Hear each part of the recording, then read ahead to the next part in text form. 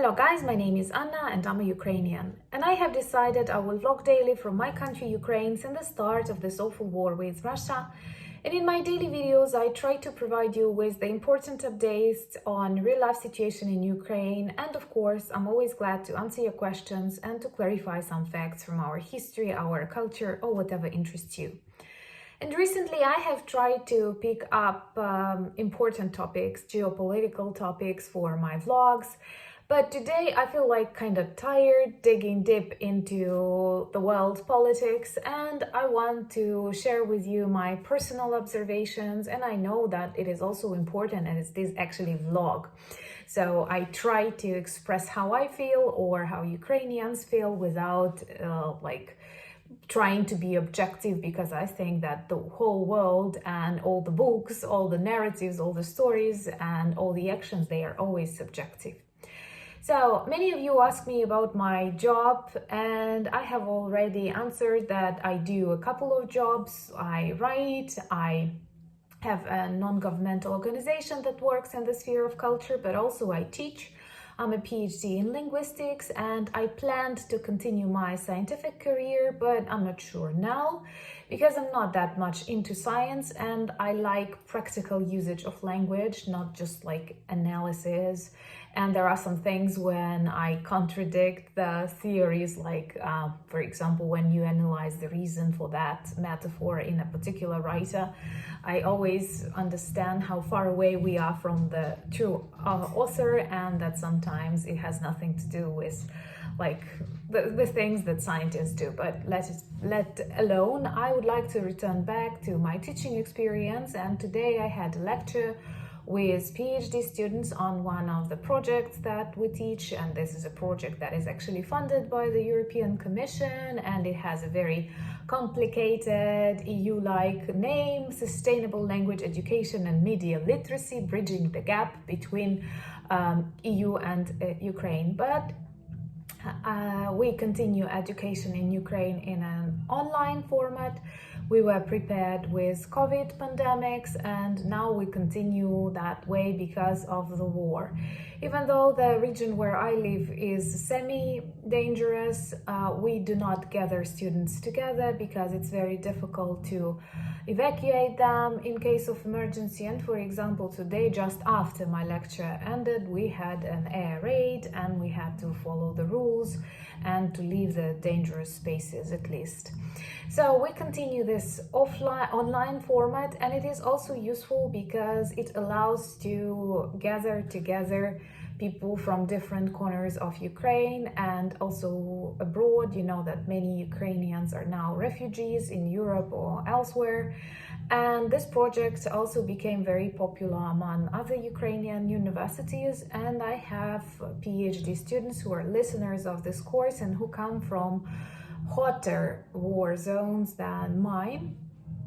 And when we have this sections of discussions, they share much of their experiences, and this is what I want to tell you. Maybe it will give you more of this insight of our life. Well, first of all, I have a couple of students who were living on the occupied territories. Now these territories are free, or some of them managed to escape from the Russian occupants, but this emotional state that they describe is totally different from what we can predict. Because even if you are not like on fire or you're not bombed every hour, but you know that your city is occupied by Russian soldiers, and you know that they can come to your flat, they can execute you for your Ukrainian position, and these territories, they are very pro-Ukrainian. So it is really something you cannot imagine being possible in the 21st century. But these students who come to my lectures online, they had this experience, and they spend some time on these occupied territories. And definitely this is a life-changing experience, and I'm really happy that the majority of these territories are already Ukrainian, back to Ukraine. So this is one more sign that we are winning. But of course, this is going to be a hot and complicated summer. Another student shared with me today that she likes buying online because in her city, Zaporizhia, many shops are closed, and especially bookstores. And now she feels like she liked reading always, but now she feels she wants to read more. And there are some topics. And by the way, I have already told you that Boris Johnson's book, The Churchill's Factor, is very popular now in Ukraine. But we were not talking about this book, but in general, people want reading. And she says this online stores, they allow her to get the books that she wants in Zaporizhia. And that Zaporizhia is really close to the front line, and I'm sure we will do everything to protect the people and the city, and nothing bad will happen. But still, these people living so close to hot zones, they are thinking about reading and about preserving Ukrainian culture, about learning something new, and I think it's extremely important. Also, I have a couple of students who come from Irpin and Bucha, and they did not, they managed to survive and their families are okay, but they were volunteering and they were trying to bring the products needed even during the short period of Russian occupation. And we know how awful this occupation was. And they told me it was really important not to share names, not to write things on messengers. They had their system of communication, they had their nicknames so that no one can identify them. And these are people, like average people, ordinary people, who before the start of this war could never imagine themselves going through these experiences, doing the things they do now. And all of them, especially those who have come close to the evil of the Ruski Mir, they are very much focused and they are very much prepared to protect themselves, to protect the country. They have no doubts and they are really strong. And I'm kind of proud, of course, and sometimes you feel like that things, it often happens in Ukraine now when you share some theoretical things, some philosophical things. I know they are important, but when you realize through what historical times and events all of us are going through, then you have doubts about how important this material is, because these real life stories, narratives that they share, they are extremely valuable for our own experience and for the vision of Ukraine in the world.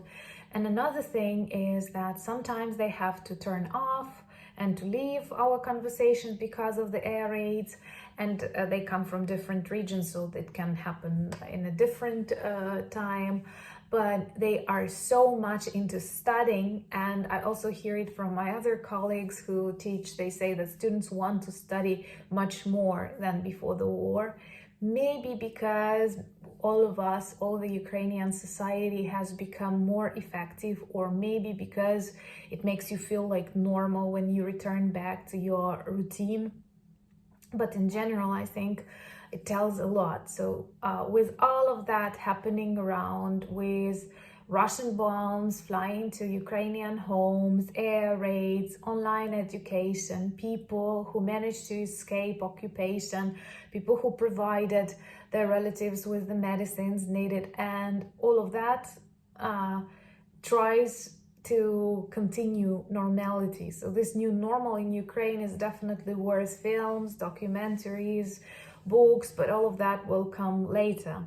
Because right now our main task is not just to survive, but also to win our country back, all the territories of our country back, and of course to punish Putin. I know many of you ask me about academic cities and universities, and if it's an interesting topic, I can record a separate video where I will be a professional vlogger and a professional expert, but I cannot say that Ukraine is very popular among international students, and of course, taking into account our present situation and Russian war in Ukraine, it's not that popular, but the majority of foreign students who came to study chose Kyiv, Kharkiv, Lviv, and some medical schools in smaller towns in Western Ukraine. We have many students from India, Pakistan, many from African countries, and from China.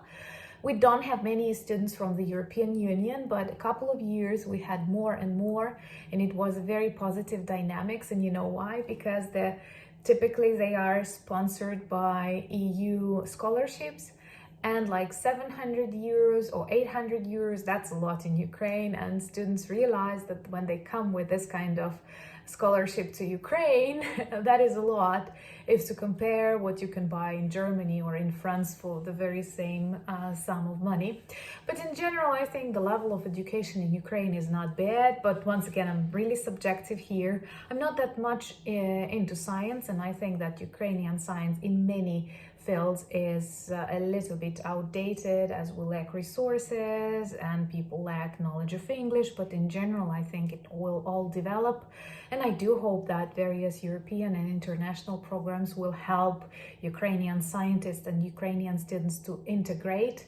And of course, I'm very much for this exchange among students, teaching staff, because I believe this helps to shape a new normal world. And this is what Russia actually lacks a lot: their closed society, their inability to see that the West is not evil, and all of that leads to more problems. That's why, and I'm not against students traveling or choosing to study in Europe.